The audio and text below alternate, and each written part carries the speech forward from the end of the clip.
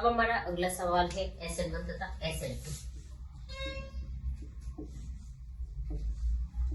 इससे रिलेटेड अभी तक सब एग्जामों में सवाल आए हैं, चाहे उसको रिएक्टिविटी का ऑर्डर पूछो, SN1 रिएक्शन अलग से पूछो या SN2 पूछो। तो हम इसको एक साथ समझते हैं। जैसे कि SN1 जो होता है उसको कहते हैं unimolecular nucleophilic substitution reaction.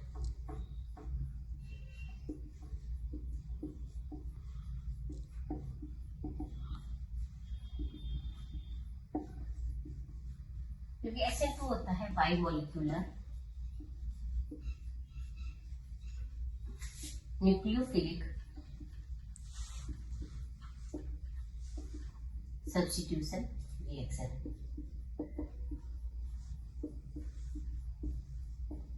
Hindi में कहते हैं एकाणुक नाभिक स्नेह प्रतिस्थापन अभिक्रिया।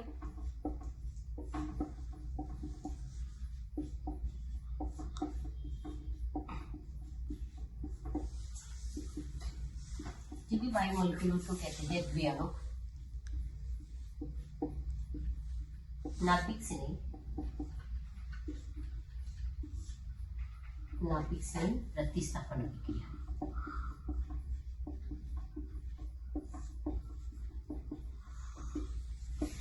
नाभिक स्नेह प्रतिस्थापन अभिक्रिया।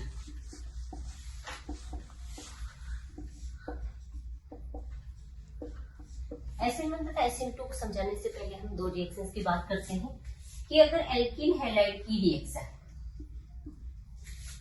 हमने दो इंटर कन्वर्जन में भी पढ़ा है कि अगर हम एक्वस KOH लेते हैं, एक्वस KOH का मतलब होता है जलीय KOH, या फिर हम लेते हैं एल्कोहलिक KOH, ये दोनों ने रिएक्शन के रूप में भी आई है एल्कोहलिक KOH। तो ध्यान रखना, एल्कीन हैलाइड की रिएक्शन एल्कोहलिक KOH के साथ करवाते हैं तो यहाँ एल्कोहल है तो ध्यान रखना प्रोडक्ट के रूप में कभी भी एल्कोहल नहीं बनता है, यहाँ पर उसकी जगह बनती है एल्कीन।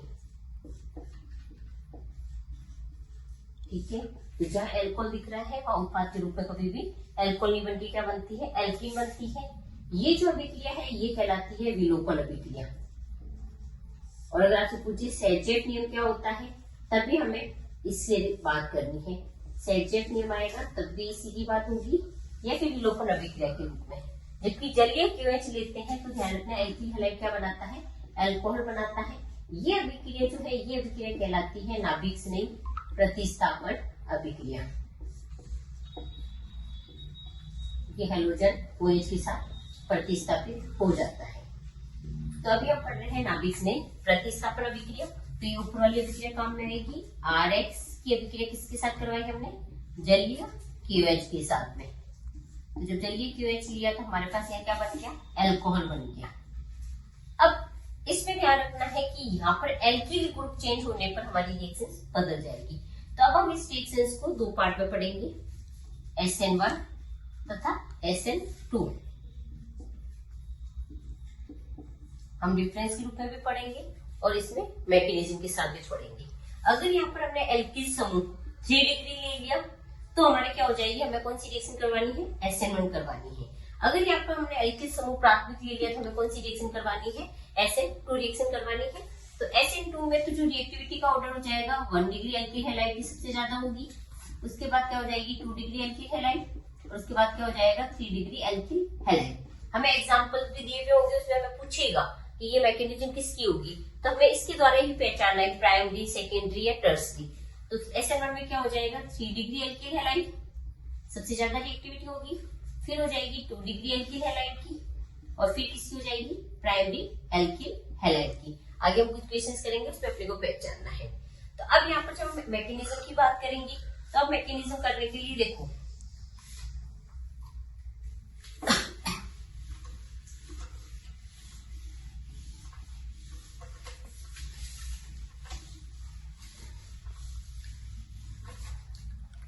तो हम इधर करते हैं SN1 रिएक्शंस को और इधर साइड में हम करेंगे SN2 रिएक्शंस को, ताकि हमें एक दूसरे का डिफरेंशिएट भी पता चल जाए, वे दोनों में क्या क्या अंतर है, क्या क्या फर्क होता है, तो एक साथ इजीली हमें समझ में आ जाएगा। तो हमने इधर क्या बोला था कि 3 डिग्री एल्किल हैलाइड की रिएक्टिविटी सबसे ज्यादा होगी, फिर 2 डिग्री एल्किल हैलाइड की, और फिर इधर क्या जाएगा 1 डिग्री एल्किल हैलाइड। जबकि इधर हमने किसकी बात की है 1 डिग्री एल्किल हैलाइड की, फिर इसके बाद किसकी की हमने 2 डिग्री एल्किल हैलाइड की, और फिर हमने किसकी बात की 3 डिग्री एल्किल हैलाइड की। अब हम सब चलिए इसकी मैकेनिज्म की बात करते हैं। मैकेनिज्म या फिर उसकी नेविगेशन दोनों को एक साथ ही कर लेते हैं। हमें यहाँ पर क्या लेना है 3 डिग्री एल्किल हैलाइड, तो हमने ये ले लिया 3 डिग्री एल्किल हैलाइड, या एक्स कुछ भी हो सकता है, ब्रोमो। अब हमने कहा हमने इसकी रिएक्शन किसके साथ करवाई है जलीय क्यूएच के साथ करवाई है। तो जब जलीय क्यूएच के साथ करवाई तो यहाँ से सबसे पहले हाइड्रोजन क्या होता है बाहर निकलता है, और यहाँ पर किसका फॉर्मेशन हो जाता है कार्बोकैटायन का फॉर्मेशन हो जाता है। तो यहाँ पर हमें एज ए मध्यवर्ती क्या बनता है कार्बोतनाइन या फिर कार्बोकैटायन, कार्बोनाइन या फिर कहते हैं कार्बोकैटायन। ठीक है, तो ये हमारा कौन सा स्टेप हो जाएगा, ये हमारा फर्स्ट स्टेप हो जाएगा। अब सेकंड स्टेप की बात करते हैं। तो ये कार्बोकैटायन अब किसके साथ अटैक करेगा न्यूक्लियोफाइल के साथ अटैक करेगा। तो यहाँ पर मैं इसको इस तरीके से भी लिख सकती हूँ CH3 और CH3, यहाँ पर किसका कार्बोकैटायन। अब इसकी रिएक्शन हमने किसके साथ करवाई है OH- के साथ। तो ये OH- जो है जहां पर एल्किल हैलाइड पहले हैलोजन ग्रुप था वहां से भी अटैक कर सकता है, ये इसके बैक साइड से भी अटैक कर सकता है। तो यहाँ पर जो होता है वो 2 प्रोडक्ट बना देता है। अगर जहां पर हैलोजन था वहीं पर अटैक करता है तो यहाँ पर इसकी हैलोजन की जगह पर ये क्या आ जाएगा OH ग्रुप आ जाएगा, और अगर पीछे से अटैक करता है तो OH पीछे की साइड से जुड़ेगा और हैलोजन आगे की तरफ से बाहर निकल जाएगा। अगर OH राइट साइड में होता है तो हम उसको क्या कहते हैं D, अगर OH जो है वो लेफ्ट साइड में होता है जिसको क्या कहते हैं L कहते हैं। तो जहां हैलोजन था वहीं पर अगर OH आकर जुड़ता है तो उसको कहते हैं हम रिटेंशन, और अगर जहां हैलोजन था उसके विपरीत साइड से आके अटैक करता है तो वो क्या कहलाता है इन्वर्जन कहलाता है। तो अब यहाँ पर देखो दोनों साइड से हो रहा है, जहां हाइड्रोजन था वहां से भी जुड़ रहा है और पीछे से भी जुड़ रहा है। इसका मतलब डी और एल क्या होता है इक्वल अमाउंट के अंदर बनता है हमारे पास। तो अब जब डी और एल दोनों इक्वल अमाउंट के अंदर बनता है तो उसको कहा जाता है रेसिमिक मिश्रण। रेसिमिक मिश्रण, ठीक है। जब डी और एल दोनों इक्वल अमाउंट में बनते हैं तो यहाँ पर प्रोडक्ट क्या बन जाएगा रेसिमिक मिश्रण के रूप में बन जाएगा। अब ये जो पद होता है फर्स्ट स्टेप होता है, ये सेकंड स्टेप। जो कार्बोकेटेड बनने वाला स्टेप होता है वो होता है धीमा पद होता है। तो अब देखो यहाँ पर जो ये अभिक्रिया है वो कितने पदों में पूरी हुई है 2 पद में पूरी हुई है। तो पहली चीज तो होगी अभिक्रिया कितने पदों में पूरी हो रही है 2 पद में हो रही है। अब यहाँ पर ध्यान रखना कि जो अभिक्रिया का वेग या फिर जो रेट होती है वो किस पे डिपेंड करती है धीमे पद पर निर्भर करती है। अब यहाँ पर देखो पहले पद के अंदर सिर्फ और सिर्फ जो अभिक्रिया की जो रेट है वो किस पे डिपेंड करता है सिर्फ और सिर्फ एल्किल हैलाइड पर। तो अभिक्रिया की दर कह दो या फिर रेट कह दो, तो ये किस पे डिपेंड करती है एल्किल हैलाइड पर। तो एल्किल हैलाइड तो इसका मतलब ये कौन सी ऑर्डर की रिएक्शन हो गई, ये प्रथम कोटि की अभिक्रिया हो गई। ठीक है, अब हमें पता है यहाँ पूछा जाए मध्यवर्ती के रूप में क्या बनता है कार्बोदनाइन या फिर कार्बोकेटायन बनता है। अगर पूछा जाए उत्पाद क्या होता है तो क्या हो जाएगा रेसिमिक मिश्रण हो जाएगा। और अभिक्रिया कितने पद में पूरी हो रही है 2 पद में पूरी हो रही है। इसमें अभिक्रिया की जो दर है वो किस पे निर्भर कर रही है सिर्फ एल्किल हैलाइड पे। इस वजह से ये जो अभिक्रिया कहलाएगी वो कैसे कहलाएगी प्रथम कोटि की अभिक्रिया कहलाएगी। अब हम बात करते हैं SN2 की। तो यहाँ पर SN2 में क्या होगा हमें प्राथमिक हैलाइड एल्किल हैलाइड को लेना है।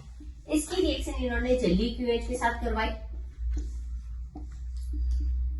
तो यहाँ पर जो हाइड्रोजन का निकलना और न्यूक्लियोफिलिक का जुड़ना क्या होता है साथ साथ प्रोसेस होता है। तो इधर से हाइड्रोजन का निकलना और इधर से बैक साइड से OH का जुड़ना साथ साथ होता है। तो यहाँ पर जो मध्यवर्ती बन रही है वो मध्यवर्ती क्या बन जाता है यहाँ पर संक्रमण अवस्था बन जाती है।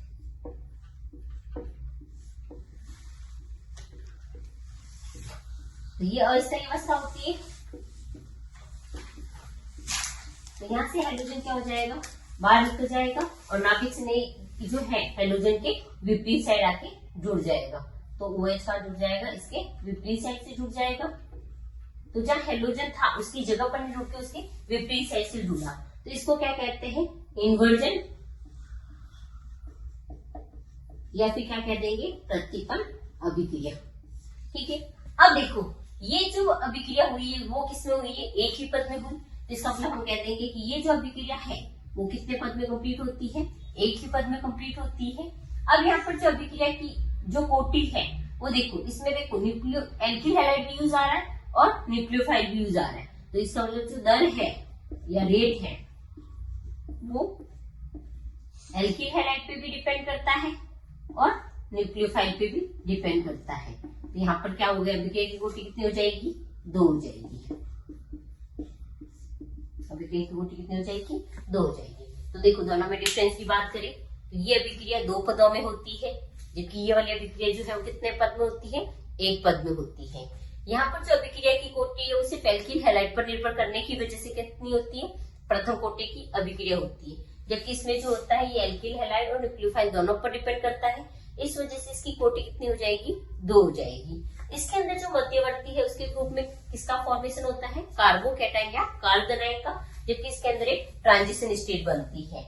इसके अंदर जो प्रोडक्ट होता है वो इन्वर्जन या प्रतिपन्न उत्पाद होता है, जबकि इसके अंदर जो होता है वो कैसा होता है, रेसिमीकरण या रेसिमाइजेशन कहलाता है। अब यहाँ पर 2 चीजें तो हमने पढ़ ली, इन्वर्जन और रेसिमिक मिश्रण। अगर पूछा जाए रिटेंशन क्या होता है या धारण किसे कहते हैं, तो जहाँ हेलोजन था वहीं पर अगर न्यूक्लियोफाइल या नाभिक ने आक्रमण करता है तो उसको क्या कहा जाता है, धारण या फिर रिटेंशन कहा जाता है। अब देखो बोर्ड में इससे रिलेटेड कैसे कैसे क्वेश्चंस आए हुए हैं उसकी भी हम एक बार बात कर लेते हैं।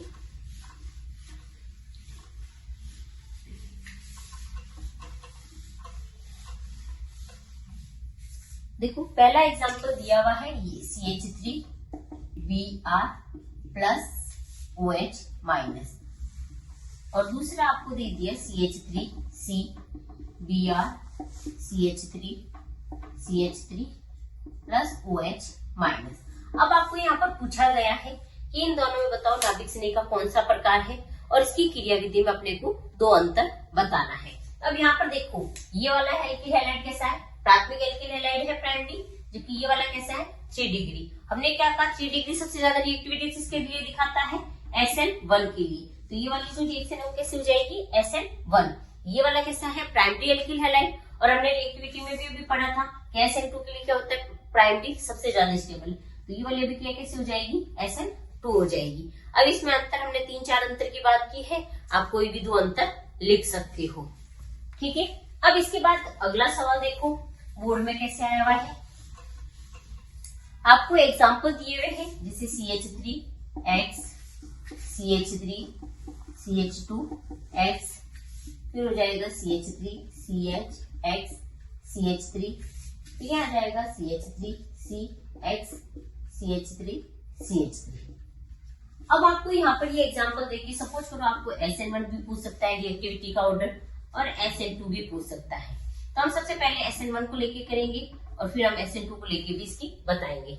हमने SN1 के लिए क्या बात की थी, SN1 के लिए क्या बात की थी कि 3 डिग्री एल्किल हैलाइड क्या होगा, ज्यादा स्टेबल होगा, फिर 2 डिग्री और फिर किसकी बात की हमने 1 डिग्री। ठीक है, हमें SN2 में क्या ध्यान में रखना है, 1 डिग्री 2 डिग्री और फिर हमें किसको ध्यान में रखना है 3 डिग्री। अब हम SN1 की बात करते हैं तो देखो सबसे पहले हमने देखना है 3 डिग्री किसमें है, तो यहाँ देखो A B C D, तो 3 डिग्री कौन सा है, 4th नंबर का, तो सबसे ज्यादा किसकी हो जाएगी रिएक्टिविटी, D वाले की हो जाएगी। फिर देखो इन सब में 2 डिग्री ये वाला है, इसकी हो जाएगी C, फिर कौन हो जाएगा B और फिर कौन हो जाएगा A।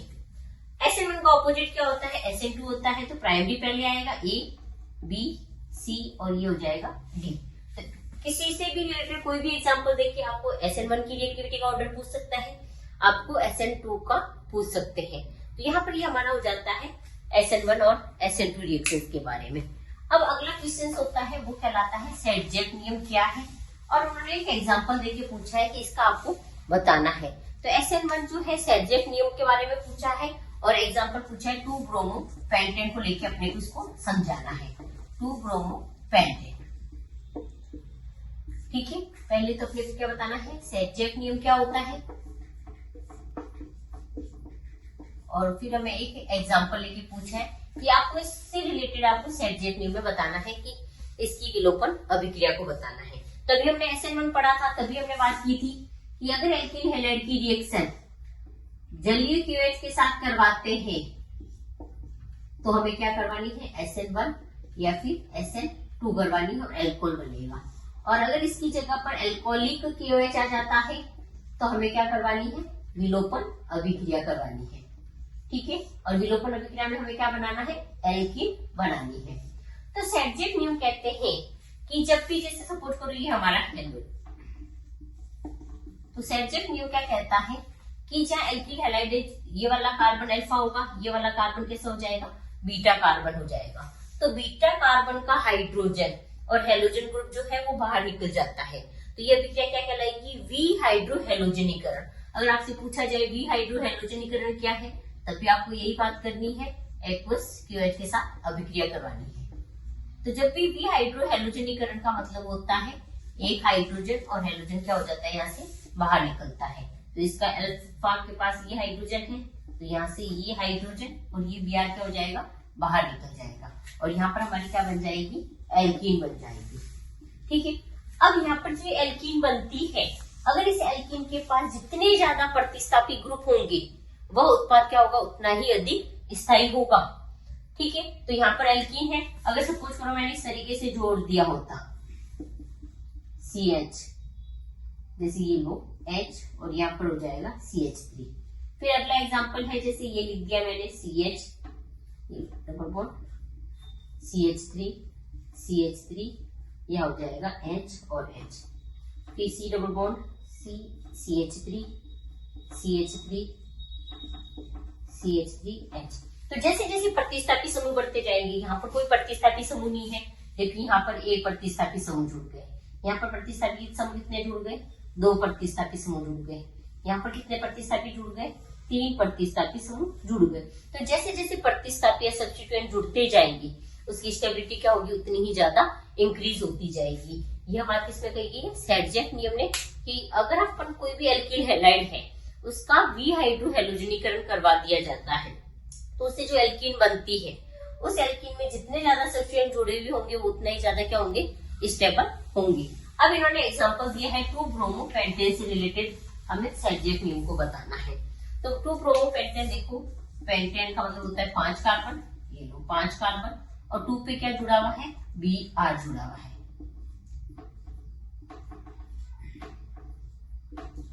सेटजेट नियम में हमने क्या बोला कि जो हेलोजन निकलेगी वो हेलोजन कौन सी निकलेगी, बीटा हाइड्रोजन की, ये हेलोजन निकलेगा और बीटा कार्बन का हाइड्रोजन जुड़ेगा। अब देखो ये वाला कार्बन भी कैसा है, बीटा, और ये वाला कार्बन भी कैसा है, बीटा है।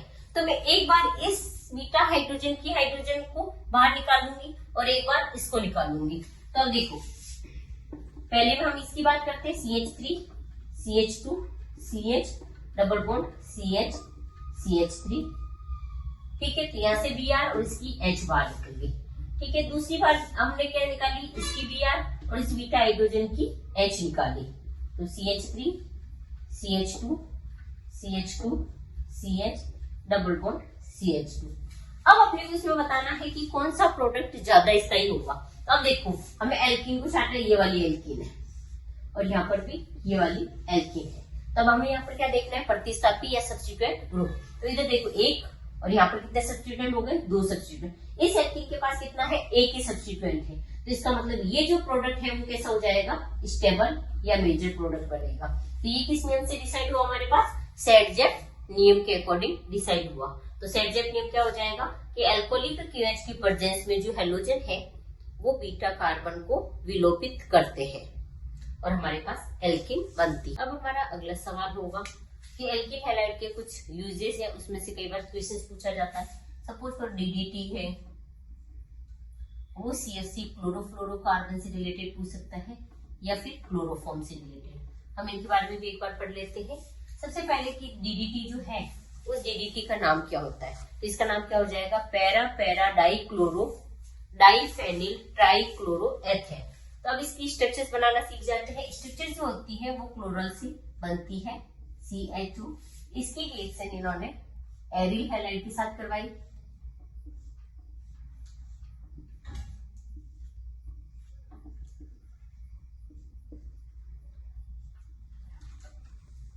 तो यहाँ से ये H2O के फॉर्म में ये क्या हो जाता है, बाहर निकल जाता है और ये यहाँ से जुड़ जाता है। तो यहाँ पर क्या बन जाएगा,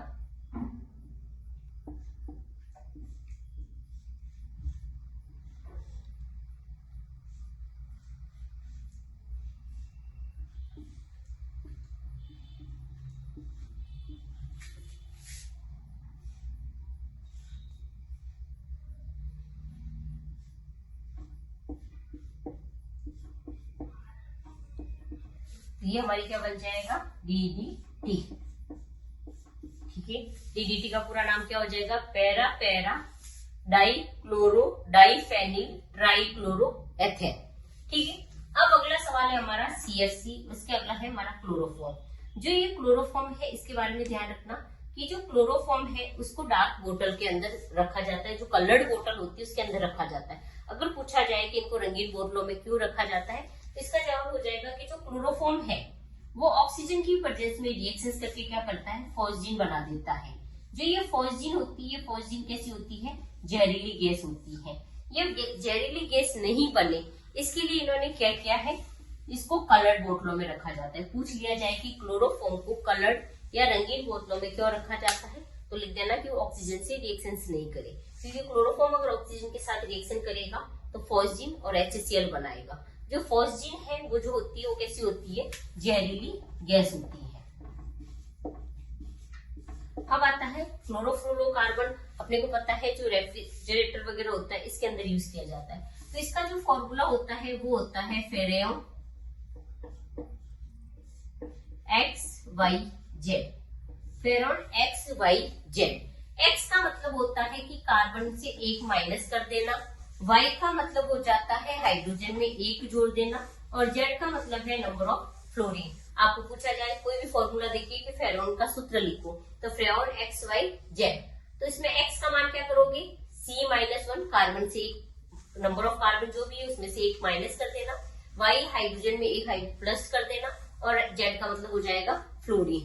तो इनमें से भी कोई सवाल पूछ सकता है कि DDT का सूत्र बता दो लिख के, DDT का पूरा नाम लिख के बता दो, क्लोरोफॉर्म किसे कहते हैं। क्लोरोफॉर्म बेहोशी व निश्चेतक में पहले यूज में लिया जाता था, इसको कलर्ड बोतल में क्यों रखा जाता है, या फिर अपने को CFC के बारे में पूछा जा सकता है।